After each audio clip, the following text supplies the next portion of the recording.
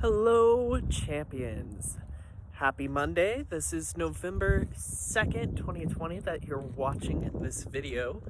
I'm driving around Arizona taking some pictures, and I came to Goodyear. I'm outside of the Goodyear baseball park where we have a ballot drop box. And seeing that we have some volunteers here collecting some ballots, I thought that it would be good for us in this Monday social studies lesson to take a moment to think about what elections are. If you were not aware, but I'm sure you've probably seen plenty of ads on YouTube or whatever TV you watch, we have an election coming up here tomorrow on November 3rd, 2020. And you may have heard, I know my hair's blowing everywhere, ponytail's not holding it in well, sorry if it's bothering you. You may be aware that we're voting on the President of the United States, and I'm not endorsing either one, but you know that we have either Donald Trump or Joe Biden as the two main candidates that we have for the election. There's also several other presidential candidates that don't get as much media attention. You have the Libertarian Party with Joe Jorgensen as their candidate. You have the Green Party with Howie Hawkins as their candidate. But it's more than just voting for the next president of the United States. This year, Arizona in particular has a senator, and each state in the union has two senators that they send to represent us in Congress. And we get to vote on a senator every 6 years. So we're up for election with Mark Kelly and Martha McSally. They are the two people competing for senator. One is a Republican, one is a Democrat, the two main parties that Joe Biden and Donald Trump belong to. But we also vote for more than just the people who represent us on a national level. We vote for representatives. Every 2 years we change over the House of Representatives, or we could if we voted. But we also vote for city council members. For the mayor, there's a big contest going for the mayor of Phoenix right now. And you've probably seen all the plastic ads everywhere saying, vote for this person, vote for this person. So without saying who I'm voting for, or trying to encourage you to persuade your vote, I wanted to talk about who can vote, and how do we vote, and why do we vote. So, who can vote is any U.S. citizen over the age of 18 who has registered to vote in their state. In Arizona, you can register for either the Republican Party, the Democratic Party, one of the third party candidates, or you can register as independent. And when I say U.S. citizen, that is somebody who was either born here in the United States or somebody who has gone through the naturalization process to get their green card and to become naturalized U.S. citizens. Okay, so you have to be 18 to vote. So for most of you, that's 9 or 8 years away before you can elect or vote. And we have elections every year, not just every 4 years or every 2 years, but every year there's an election. An election falls on the first Tuesday following the first Monday of the month of November. So that's when we vote. We also have primary elections throughout the year. Each city is kind of different on when they hold their elections. But here in Arizona, sorry, I'm walking around. There's a lot of noises and distractions around. I'm trying to stay as focused as I can. In Arizona, how we can vote is you can either request a mail-in ballot, and if you've requested a mail-in ballot, those should have already been mailed in, or if your parents did, or you can come to a drop box like where I'm at here at Goodyear Park, or you can show up in person to vote either early, which has ended already, or go in person on November 3rd to submit your vote.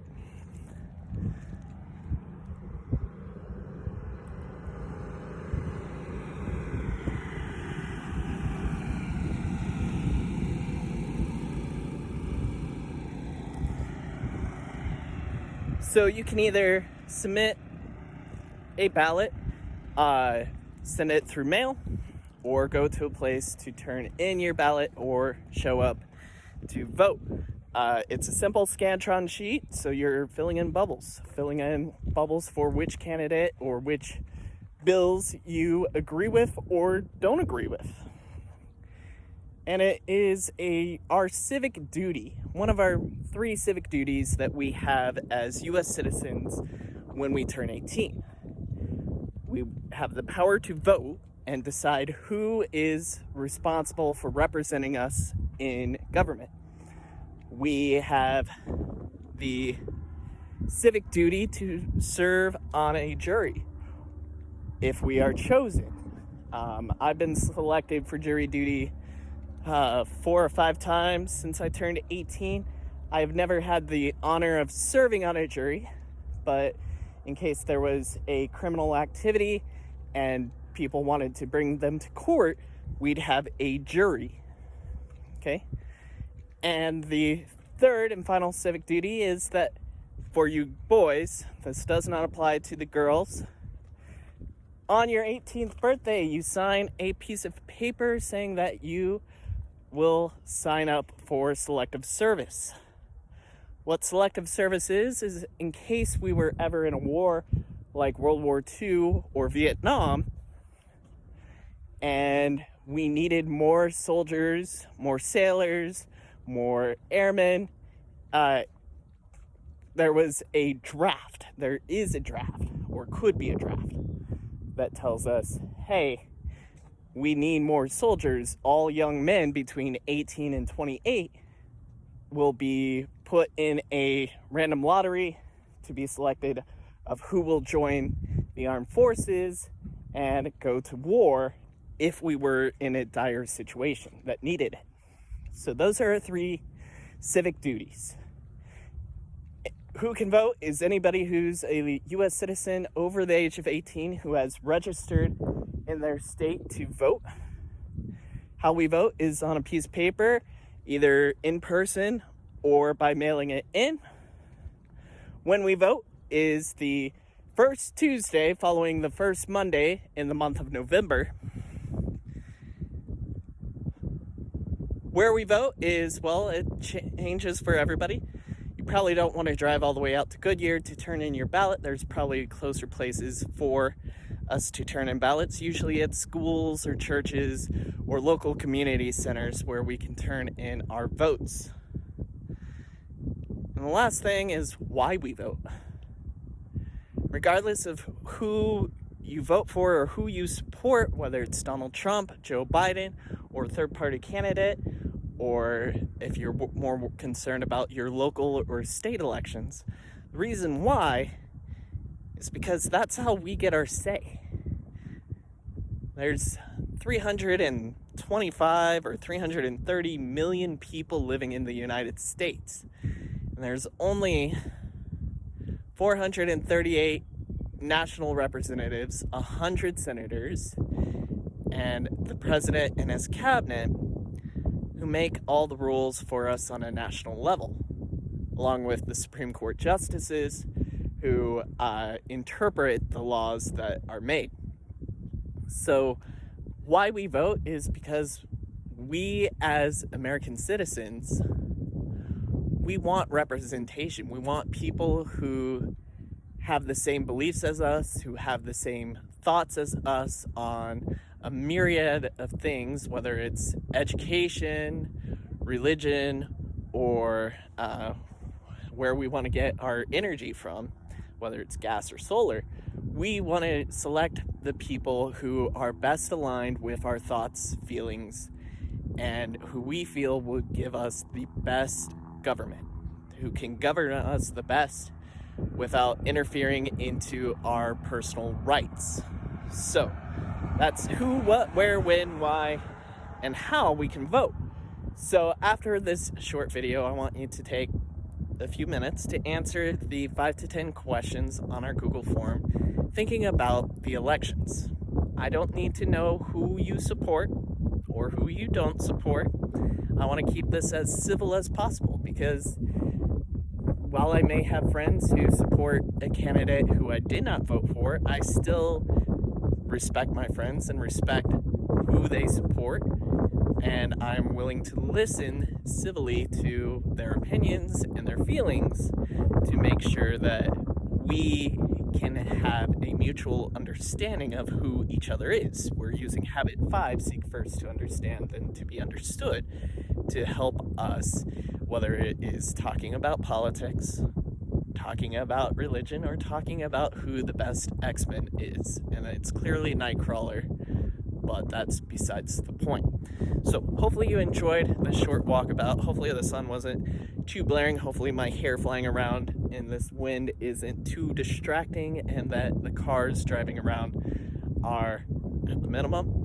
I hope you enjoyed this. I hope that you can have an open discussion with your parents about, are they registered to vote? Have they voted yet? Do they have a particular reason for why they are voting for who they are voting for? Are they even voting? Because in previous elections, we've had times where we've got only 50% of registered voters who show up to vote. And not everybody has a say in who they want to govern them. So maybe you can have this conversation with your parents. But as I said, I don't need to know what your opinions on either candidate are in response to this video. If the time comes tomorrow on Tuesday, on actual election day, if you guys want to have an open discussion about this, we most certainly can, as long as we remember to seek first to understand, then to be understood. So thank you for your time. I hope you stay awesome, and I will talk to you real soon.